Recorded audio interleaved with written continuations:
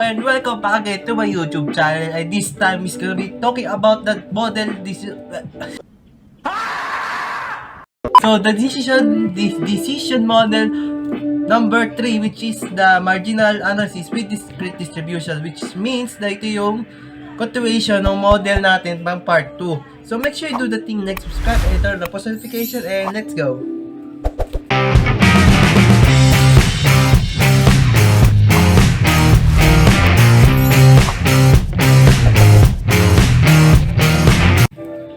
So, dito naman tayo sa HC na magaling tutorial presents decision theory ng model number 3, marginal analysis with discrete distribution, which means gagamitin natin yung characters niya Amagami, the Tying the Knot with Amagami sisters. So, I've been watching those romance anime and it's pretty good.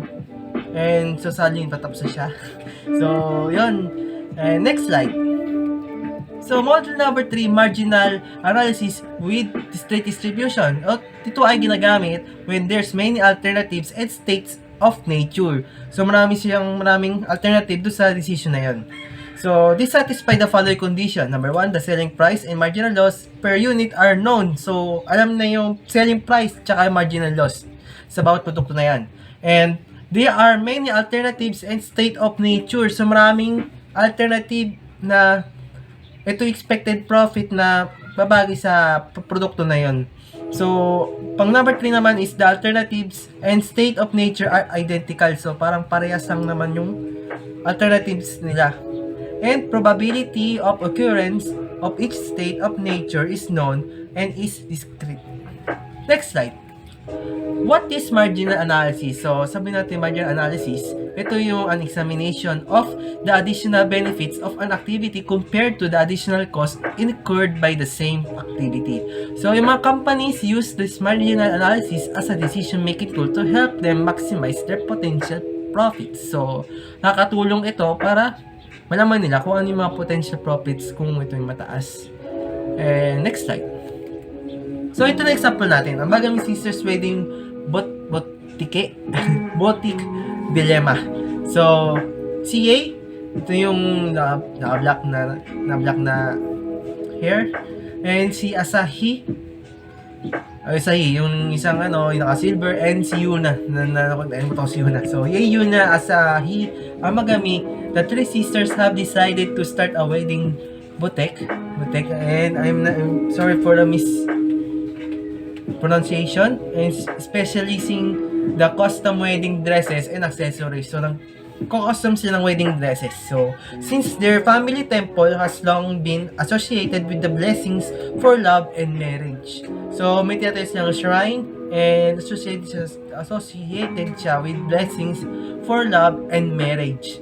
And they believe this business will be a perfect fit. So, perfect fit yung sa kanilang business. And however, they must decide how many wedding dresses to produce per month to maximize profit while considering the demand variability in their town. So, gusto nila malaman kung ilan mga wedding dresses na gagawin nila according to the demand sa kanilang town. If marami, puproduce sila ng marami. And producing too many could lead to excess inventory and wasted materials. So, maraming nasasayang kapag nagpo-produce sila ng too many.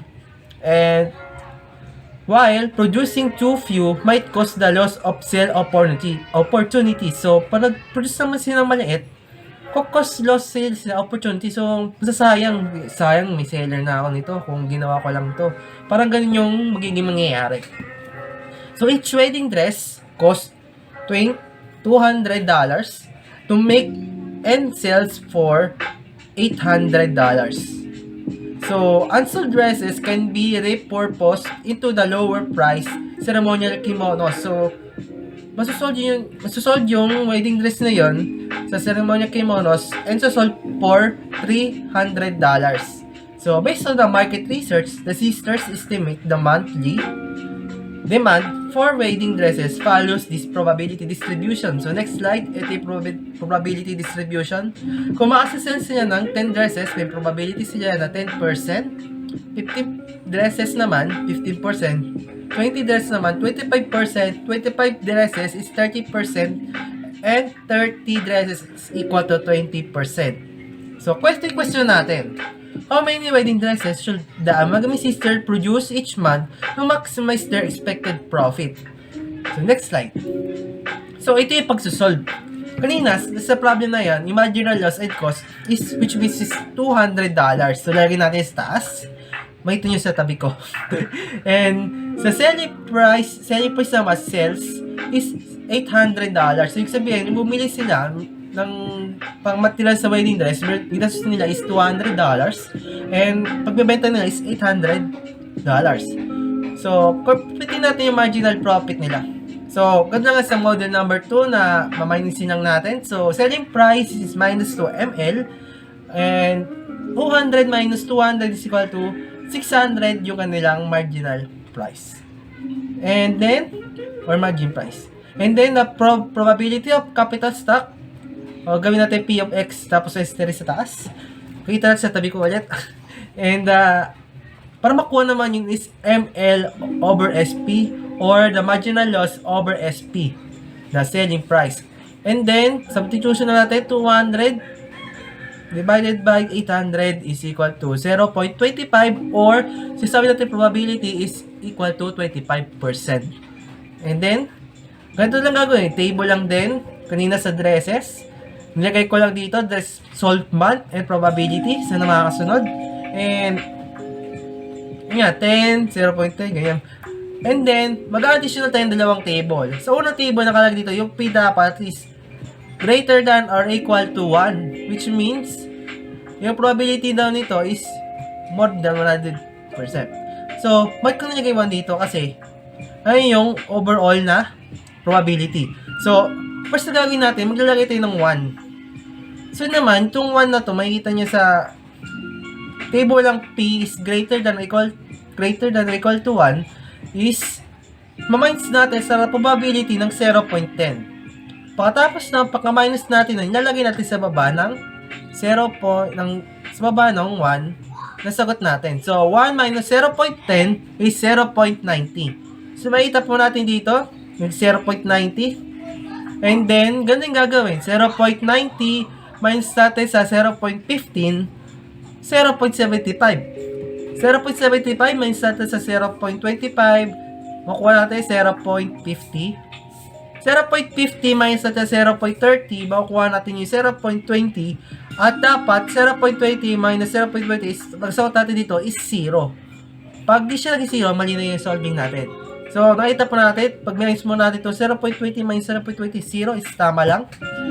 And then, ang next naman ay, next table naman is yung P of X na kinuha natin is greater than or equal to sa P probability of capital stock na compute natin sa taas sa 0.25. So, ganun lang din. Yes or no question lang din yon. So, yung 1 ba mataas ba sa 1 ba yung mataas kaysa sa 0.25? Yes. 0.90 naman? Yes. 0.75? Yes. 0.50? Yes. Yung 0.20, mataas ba yon kaysa sa 0.25? No. So, mag-no tayo doon.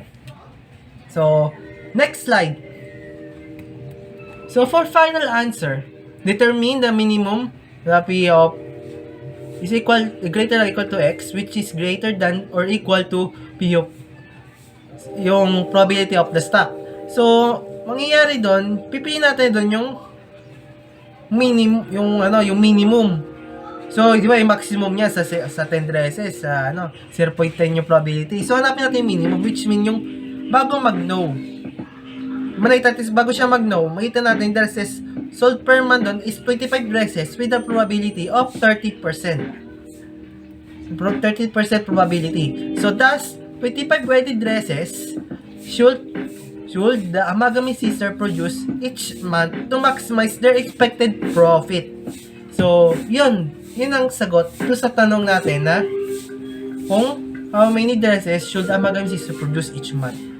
So, ito lang yung for model number 3. And I will link more example dun sa another YouTube channel, link in the description. And this time, I will end this and kita-kits tayo sa model number 2. So make sure do that thing like, subscribe, and notification.